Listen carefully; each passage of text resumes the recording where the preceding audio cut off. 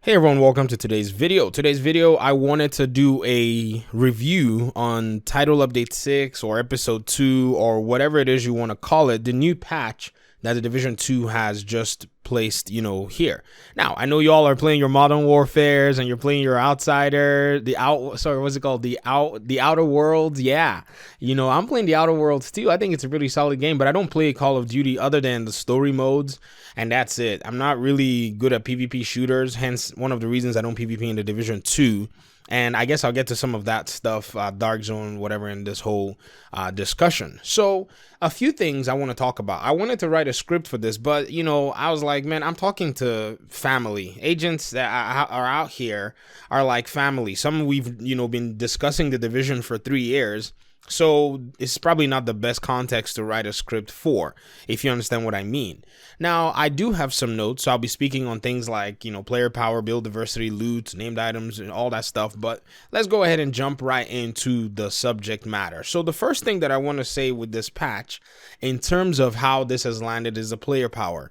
I feel like the developers have done a good job in increasing player power, and there are a lot of things that are tied into it. You can't just talk about player power by itself without looking at the other things that are all over the place. So largely, as a player, you're able to be more effective in battle, however you want to go, with your weapons or with your skills. So far, though, we are yet to see with your defensive game how well you can do, because right now we're still figuring out all these builds. Probably somebody is in the works, just sitting there chilling, working on a shield build. So we're probably going to be able to see what comes of it. But in terms of the new specialization, that thing has really upped the game for skill power builds. And, a lot of people are now leveraging this new technician specialization. And I think it's a very good addition to the game. So player power, 10 out of 10. You're stronger, which is one of the things that I've always, placed out there and said, the developers need to just make us feel stronger. If you run a heroic mission right now, you will feel like you're hitting like a Mack truck if you min-max your gear and go in there. If you go with a team of 4 people who are just even decently geared up, they will be doing some serious work, because your builds have now gotten the opportunity to be updated. And which brings me to the next part, which I would say is the good part of this patch, and that's build diversity.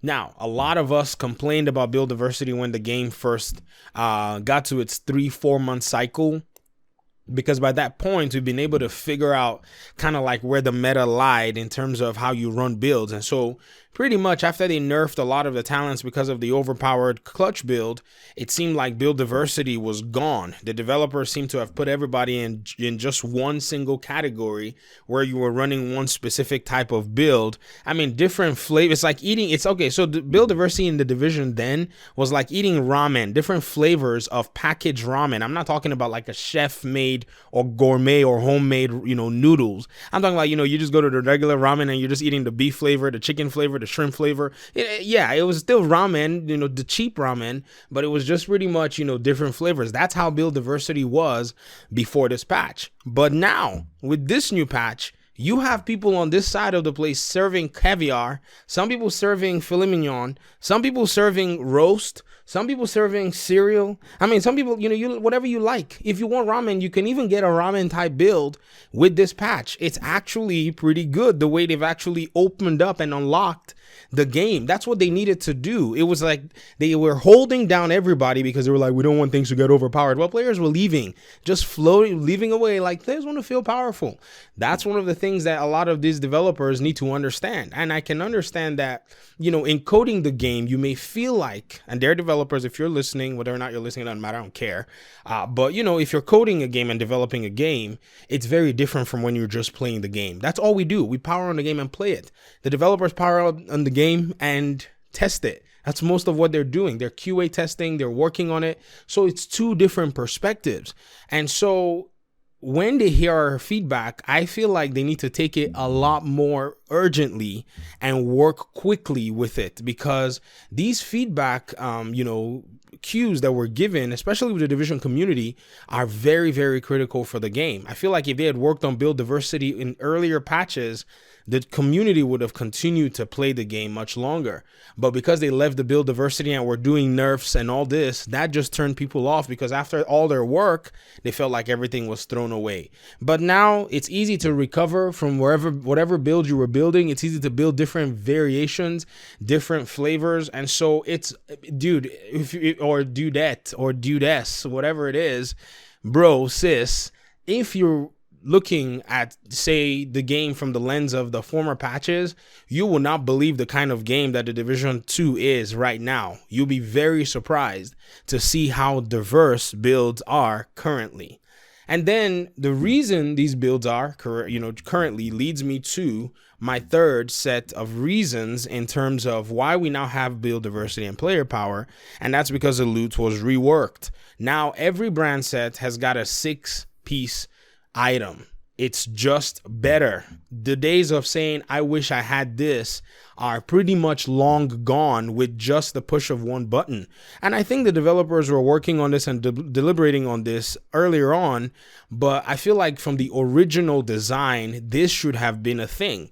Initially, when the game was first teased and talked about in E3, I remember they did all this, community talk. They brought some Twitch streamers and all that stuff. And they were talking about how, you have multiple possibilities. I think they thought in their mind that you had multiple possibilities.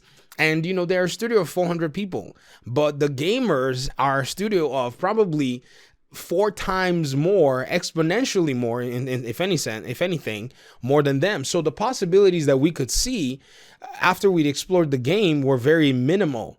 And so I think the developers kind of put it out there with the best intention. I don't think it was their fault. I think it was just probably their limited scope of seeing a game that they've written so deep. The Division 2, I feel like, is a deeper game, even more than the people who are developing the game. I feel like the game is just too ambitious sometimes.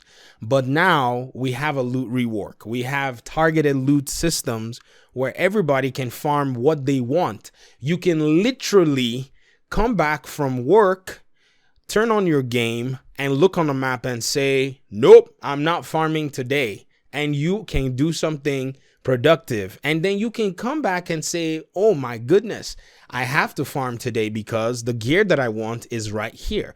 And you go and farm it. That's, in my opinion, revolutionary. It's one of those things where you say, man, I wish they had done this in the first place. And I have a feeling they're probably going to bring something like a Division 3 or some other kind of game in the future. They are working on Avatar.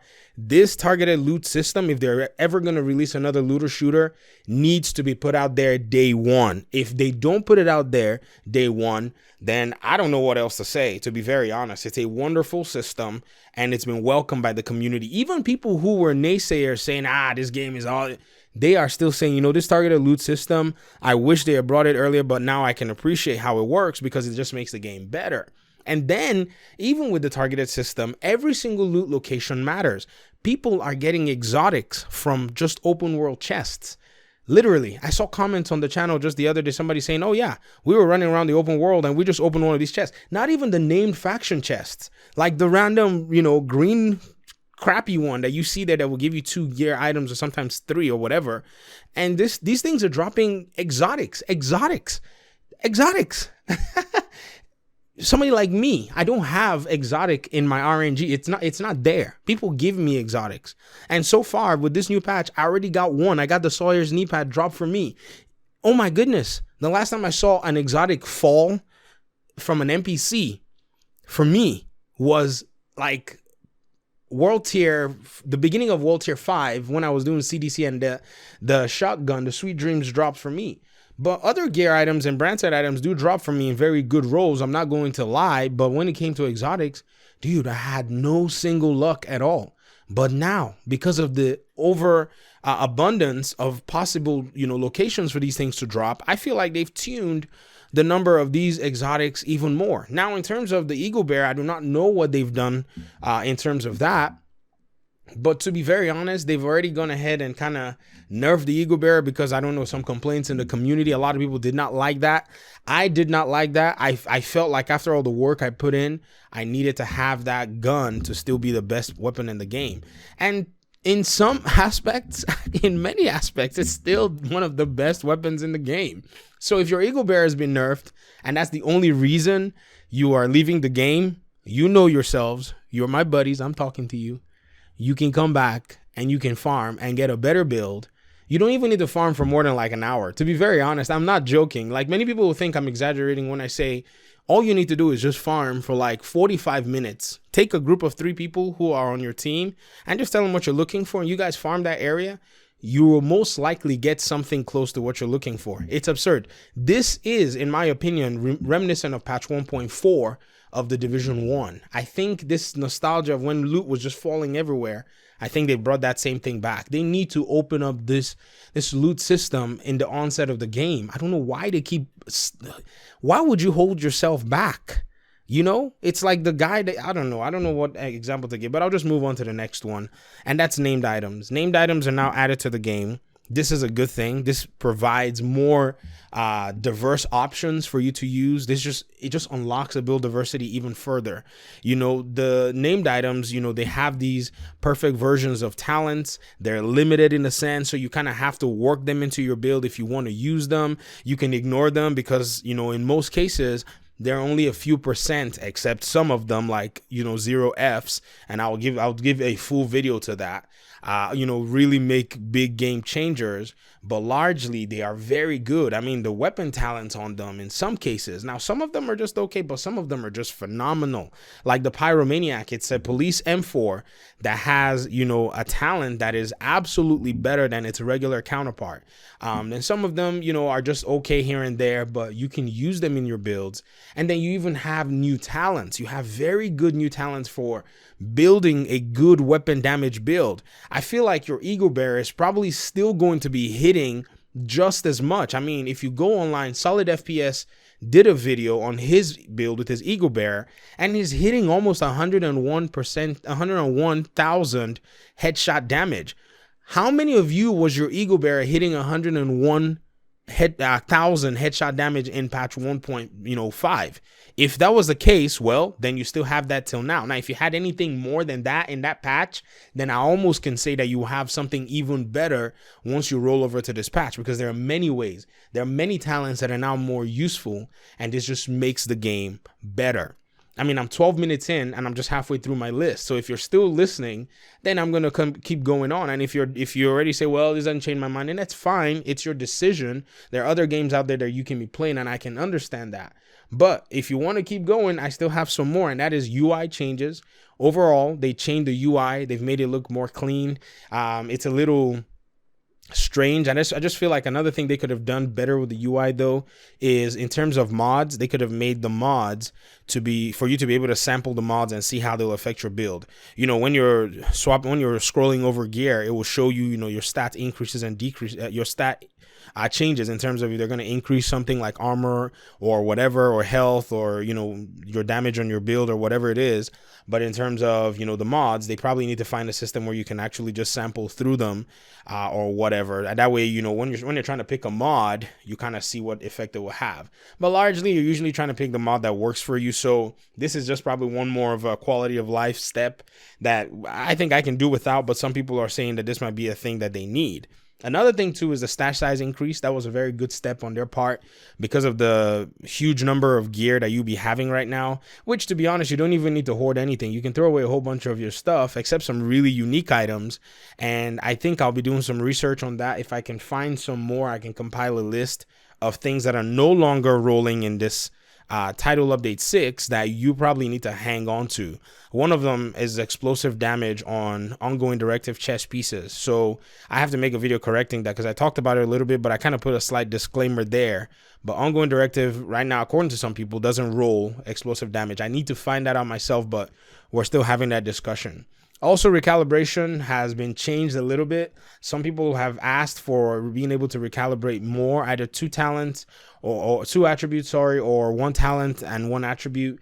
In a sense, 2 recalibrations if you want. But I feel like the system that we have currently, where you can recalibrate from blue to red, or red to yellow, or yellow to blue, I think that's an okay system currently. I think the next best thing is to create a system where every allocation has its cap, and then you can see that, and then they can bring an optimization station. But we can have that argument later on. And then, this leads me to the Dark Zone. Now, I'm going to speak about the Dark Zone from a PvE player's perspective. And I did hear that a little, bird was telling me that somebody was talking smack about me not PvPing. So how is it possible for me to be able to talk about, PvP? I don't talk about PvP. I only talk about the Dark Zone. And the Dark Zone is a PvPvE area. There is PvE in the Dark Zone. So I do talk about the Dark Zone. I run the Dark Zone like everybody else. I don't go around shooting people, or, if I get shot, I move to another server or another location within the Dark Zone. And so I feel like genuinely I can talk about that aspect and how it affects me. So I would say, to that claim, kindly, I want to say shut up, but that's unkind. But, kindly consider, kindly consider the implications of things that, you say if you're going to say something like that. But moving on, I feel like the PvE game in the Dark Zone right now is going to be very limited.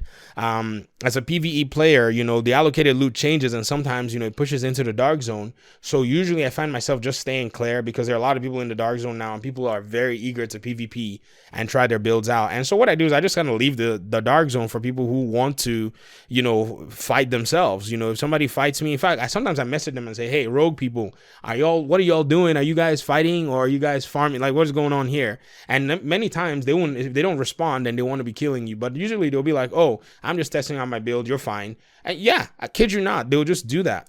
But I don't know how it works on console, but here on PC, I just do that. And if they don't respond, I just move to another Dark Zone or switch servers or something. But now when you walk into the Dark Zone, it actually brings you into a server and tries to fill that server up immediately. This is something a lot of the PvP community had been asking for, saying the Dark Zone was empty. The Dark Zone was empty. For me as a PvE guy, I was like, thank God the Dark Zone is empty, but no longer is the Dark Zone empty. So for you, the PvP person looking for people to shoot in the Dark Zone, you will have that. You're going to have that playtime. You're going to have the ability to go in there, run around, mess around. You can play Conflict. There is, I think, a new mode and all that good stuff. But largely, to me, the Dark Zone is just a whole new frontier to farm. I'm a PvE guy when it comes to this game. Don't touch the PvP. Now, PvP in other games, I'm there. I'm not a PvP shooter person. Never really enjoyed it anyways. It was never my thing. So you're looking at years and years of me competing in other kinds of video games to then bring the Division to me is just like, I think I have enough with the PvE game. But that brings me to where I give my evaluation for this patch. And before I give my evaluation, I have to say, this patch was more of a quality of life patch. It was supposed to be, though, a patch that came with more content. And so I think the developers probably did not know how to justify only doing quality of life changes. So they dropped the Pentagon mission and whatever the other mission is, and the DARPA or something mission. They dropped only 2 missions, and then they pushed the raid further. And so this kind of created a little chasm where people are saying, so only just 2 missions and these changes, I don't think that's enough for me to be able to justify the whole of episode 2.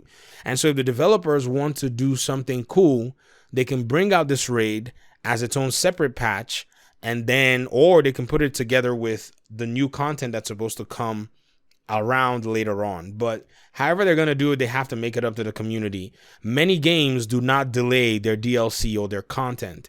Only the Division 2 are we as the community very forgiving to allow for them to take their time and make patches on a game that's already been published 6, 7, 8 months. I don't think it's right. I think they need to up their game and do whatever they can to serve their community. I think what's happened in the past is Ubisoft has enjoyed some level of success, but lately they've started to see that the reality is your customers are still your prime. They're the people that make you. If Ubisoft does not have customers, there will be no Ubisoft. And their share prices dropped in half, literally, after the Ghost Recon Breakpoint issue. So I think they're now realizing that, hey, we're walking on eggshells, because gamers are not going to take nonsense from anybody. And if they think that they're probably going to be waiting for a next generation of gamers, sorry, there are children. We'll teach them to be smart. So you're not going to be getting away with this. Everybody's now smarter. The world has more communication, and people can talk about these things. But all in all, I would say if you would give a score for this new patch, I would say the patch landed at a 7.5 out of 10. I did a survey too, over 1,000 people voted, and 83%, about 83% said they like this patch. Out of 1,100 or so votes, I think this says that the developers have done okay right now. I think they've done good. I think they can do better, but so far, so good. We'll take what we get. We'll move with what we get, and we know that there's more content coming. But hopefully they're smart enough to bring this content and learn to do better marketing. I think when they were marketing this game, and I have to say this before the end of this video, they talked so much about these episodes, and I don't think the community kind of knew what these episodes, I think they thought the episode was going to be like how they released, you know, survival and underground, you know, new areas with distinctive features. But instead, what was contained in these episodes were like specializations, half-baked Kinley College, and it just was not properly done in the sense of how they delivered it. So perhaps we can say they're still learning, but we can't really say that because this is the same team that dropped Survival and Underground, you know. So what they probably need to do is they probably need to learn how they roll out content. So they need to look back at the history and say, where have we rolled out content that the community was happy? And look at what kind of content they rolled out and look at when they rolled it out and just do the same thing here. And I think the example is when they rolled out Survival and when they rolled out Underground. 2 different areas, distinct areas, and they put those places out there. I feel like just the breakage of these 2 missions and the raid was pretty much what broke it for a lot of people. If they had put the raid with all of this, it would have been sufficient to sell this entire package of episode 2. But right now what we have is episode 1.73. And the raid is just sitting somewhere just waiting for it to be made better, which I don't know. I think that I don't think the raid is ready, to be honest. I think if it was, the raid would have been dropped. I think the raid was probably not where they wanted it to be. Maybe they said the ETF played it and it was like, so I heard rumors the ETF played it and they were like, this is crap. Perhaps, and they want to go back and make it better. I don't know what that means, but all in all, I think we're in a good place. And for those of you who are wondering if you should come back to the game, I'll leave that choice to you. I've said everything that I know to say. It's all my opinion too, but most of the community feels this way and they feel like this is exactly where the game needs to be going. The only thing is it just doesn't seem to want to get there fast enough. You know, the community wants this game to get in a Lamborghini and find its way to its destination, but right now it is literally being pulled on a cart by donkeys, if you understand what I mean. I'm not saying anybody's a donkey. I'm just using that example at the speed at which the game is approaching. Or I need to stop talking. I'm gonna get out of here. Okay, I cannot get into any more trouble. Thank you very much if you even made it to the end of this video, and I'll see you guys in the next video. Peace.